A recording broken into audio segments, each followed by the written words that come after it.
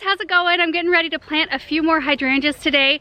These are, of course, Limelight's one of my favorite. You can see them right behind me. They are so absolutely gorgeous. I've been eyeballing these hydrangeas at the garden center since this spring, but I try not to take all of the beautiful stuff. It's really hard when I'm down there all the time. I'm looking at stuff, I want to take it all, but I tried to let customers have a chance for these. But since they were still there yesterday in August, I thought, you know what? They're fair game. I'm going to take them home. I've got a perfect spot for them. So let me show you where they're gonna go. You probably recognized the hebe right there. This is on the back side of one of our larger areas of grass. There's a weeping willow right above. This is one of my favorite spots because I'm a huge weeping willow fan anyway, and I love the hebe statue. So the thing about this spot is that when you move more this way, it gets to be full sun, like a full sun spot all day long, which these hydrangeas need a little bit of protection, so I'm kind of doing it asymmetrically, like around her, but I figured that it works okay because I kind of have a centerpiece in this tree and a centerpiece with the hebe, so I'm going to tuck one in behind her so that it can kind of just fill in this space and kind of be a nice backdrop for her.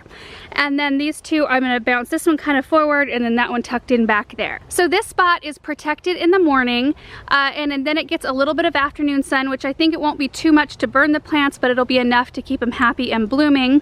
The other thing about this spot is I think putting these here is going to force me to keep the willow trimmed up a little bit better because I tend to let it get out of hand. You can see that the backside, I let it go all the way down to the ground because I just like the drape and the canopy that it provides, and kind of a hedge almost. Our neighbor's house is right back there, and although we do like our neighbors, it's just nice to have something, you know, soft and pretty to look at rather than just another house. So that is the plan. I'm not really sure what I'm going to run into in terms of roots because I am planting right next to this willow. I have gotten so lucky at this house.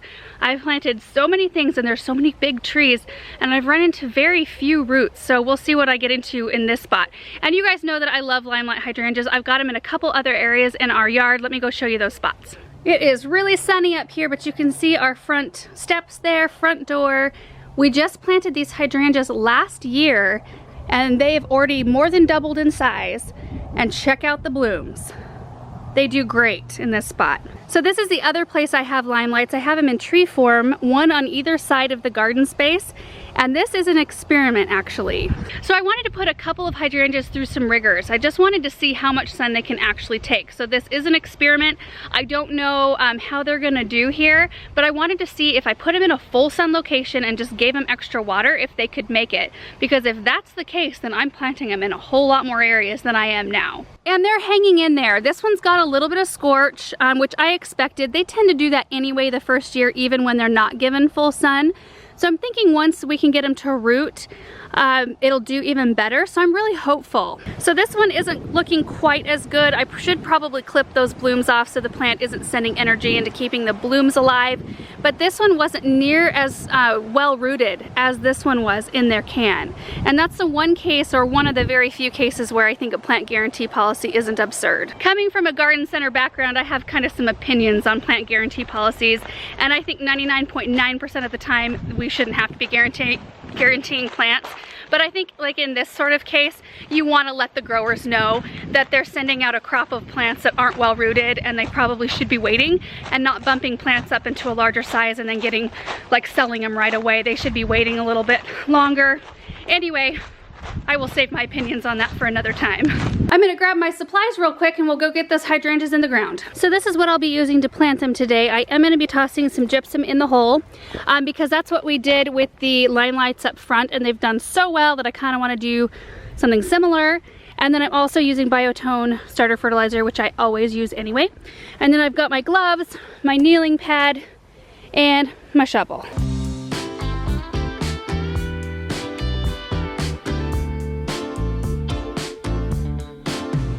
All right, look at this, you guys. First hole, look at the size of this root.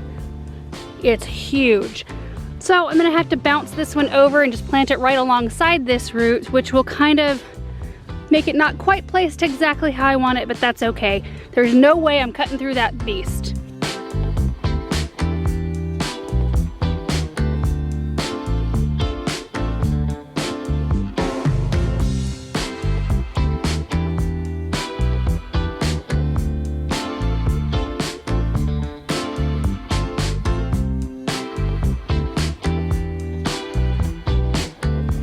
always like to step back and take a look at the placement before I pack soil in around its roots, and I think that that is perfect. Sorry about the lighting, you guys. I know half of it's in the sun and half of it's shade. Makes it kind of hard. There's my baby. Hi, Benjamin.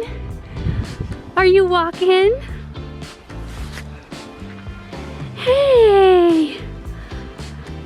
What are you doing with your daddy?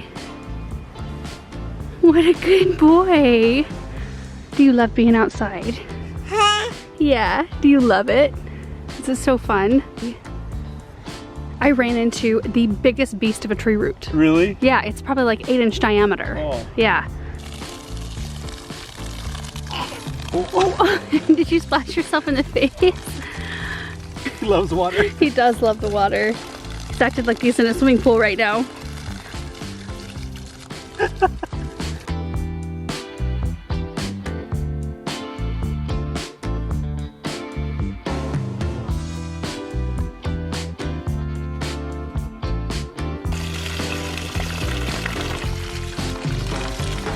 Okay, so now I need to run proper water to these guys. I'm going to fix my little mistake right there first. I'm just gonna cut. In fact, let me show you. Let me just get the camera on it. So you can see right here where I cut it. So I'm just gonna cut the whole damaged section out like that. So now I've got a nice gap. Then I'm gonna use one of these couplers, just a straight coupler, and I'm gonna push it into either side.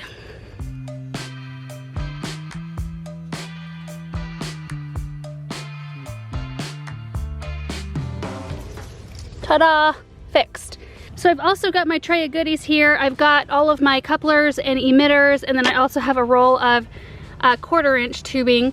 I do have this brown drip tubing running throughout the bed, which it runs really close to these two hydrangeas that are to the left of the Hebe statue. But for the one behind, I'm gonna have to tap into some tubing that's a little bit further away, so I'll run individual, oh look at that, I'm all muddy. We'll have to run individual emitters this way to that hydrangea.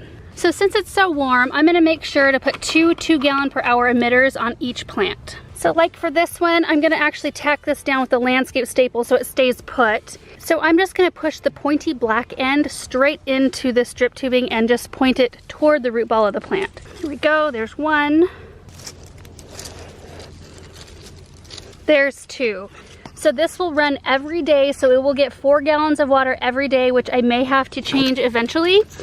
And I can kind of neck it down to the 1 gallon per hour size if I decide that, you know, it's too much water. My face is probably pretty dirty at this point, but I do think that 2 2-gallon-per-hour emitters is gonna be perfect for each one of these plants, just because it's so warm outside still, and hydrangeas, especially newly planted hydrangeas, need a lot of water. And it's something I can adjust later. I can take one of those emitters out and put a plug in. Instead of having it run 4, I can have it run 2 gallons per hour. We run the drips every single day.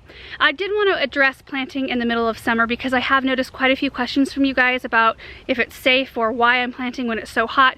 I plant all season long because it's what I do and it's what I love to do. I know the risk involved, and I just know that the things I plant when it's really warm, I need to put extra water on, and I need to keep my eyes on them. Sometimes I'll have a casualty, and that's just kind of the name of the game, but most of the time I find if you can just keep them wet enough, they will be fine. They might scorch a little bit the first year until they're rooted in, but they might do that anyway if you plant them in the spring.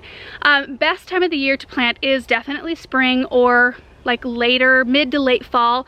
Usually you want to give yourself a few weeks before the first hard frost so they have time to root in so that they're, you know, prepared for winter. Those are the best times to plant. So just know that. Know that if you do plant in the depths of summer, like the dog days of summer, that there is some risk involved. But I figure that they're better off in the ground than they are in their little black nursery cans that you have to water 2 or 3 times a day and keep saucers under to keep them happy. So I'm just hoping that these guys survive and do really well because they are beautiful, and I really love them. One other thing, I did want to show you the tags so you could pause and read up if you wanted to. They do grow 6 to 8 feet tall and wide, which let me back up to this space again, show you the space. 6 to 8 feet tall and wide will be just fine for this spot. I will probably try to keep them size controlled a little bit, like probably won't want them any taller than like right in here, so you can still see her. But these hydrangeas, Hydrangea paniculatas, bloom on new wood, which means you can prune them late winter, early spring, and you can take them down quite far and they'll still bloom like this for you the next season. Because they're not damaged by winter time temperatures. If you have deer in your area that like to eat on your hydrangeas, they'll still try to form blooms that same season. And the last really great thing about this variety is that they are a zone 3 through 9, which is really good for me because I live in a zone 5. So I need plants that can withstand temperatures down to -20. These can withstand down to -40. That's cold. Like, I don't know that I would want to live somewhere that was a zone 3, but that makes this also a really good candidate for a lot of areas to put in containers. Like, usually you want to put plants or perennials or shrubs that are rated 2 zones lower than your current growing zone, so you have that buffer if you have a plant in a container. So this is a great candidate for that. And they're just super tough. And they perform here, which is awesome. So anyway, guys, I just wanted to show you where these plants were gonna go because you will be seeing this area in tours, and I'm so excited just to get some plants going in this spot. There's so many areas in this garden that I haven't even touched yet. I'm just kind of maintaining what was here, and they look nice and tidy and things. They might not be exactly my plant choices, but they're, you know, they're still nice. But it's nice to kind of just keep going like little area by area and kind of putting my own stuff in. It's just so much fun, and I hope you guys enjoy seeing the process. I love sharing it with you. So anyway, thanks for watching this video, and we will see you in the next one. Bye.